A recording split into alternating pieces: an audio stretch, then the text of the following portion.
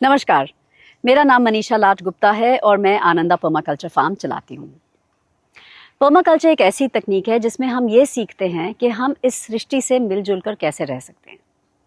और इसमें एक सबसे बड़ी बात है कि हम किसी भी रासायनिक खाद, कीटनाशक या खरपतवार नाशक का इस्तेमाल नहीं करते। अब मैं आपसे एक सवाल करना चाहती हूँ। अगर मैं आपसे ये पूछूं कि आपके खाने में मैं जहर डाल रही हूँ, क्या आप उसे खाएंगे? नहीं खाएंगे ना। तो फिर ऐसा क्यों है कि हम अपने सारे खाने में जहर डाल रहे हैं और उसकी कोई बात ही नहीं कर रहा?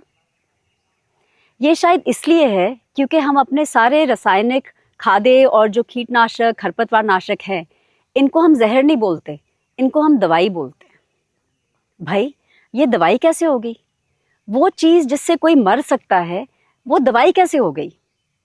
वो दवाई ऐसे हुई कि जो कंपनियां ये सारे रासायनिक खरपतवार नाशक, कीटनाशक वगैरह बनाती हैं, उन्होंने आपके दिमाग के साथ एक खेल खेला है। उन्होंने आपको ये बता दिया है कि कोई भी जो कीड़ा आपके खेत में आता है वो एक बीमारी है और जो वो आपको दे रहे हैं वो उसका इलाज है। और क्योंकि वो उसका इलाज है, उसका नाम दवाई पड़ गया है। परंतु वो दवाई नहीं है, वो जहर है। क्योंकि आप ये हमेशा याद रखिएगा कि कोई भी ऐसा रसायन जिससे किसी का विनाश हो सके, वो दवाई हो ही नहीं सकती, वो तो जहर है। और हम और सारे कीड़े मकोड़े और कोई पौधे, हमारे में सब में एक ही जीवन चलता है। हम सब एक ही कारण जीते हैं और एक ही कारण मरते हैं। तो अगर आप ये सोचते हैं कि कोई ऐसा जहर है जो एक चीज को मार देगा और दूसरे को नहीं मारेगा, तो वो बिल्कुल गलत है। अगर आपके घर पे, अगर आपके खेतों में कोई भी ऐसी चीज किसी और जीव जंतु को मार रही है, तो उसमें पक्का आपको मारने की भी क्षमता है और वो एक जहर है। आज का कड़वा सच यही है कि जो हम खाना खा रहे हैं वो जहर से भरा हुआ है। और तभी आप देखेंगे कि हमारे आसपास कितनी बीमारी है। इंसान का जीवन तो लंबा हुआ है, पर इंसान अब इतना त्रस्त है क्योंकि किसी को कर्क रोग है, कैंसर है, किसी को किडनी फेलियर है, मतलब उनके गुर्दे पैकअप हो गए।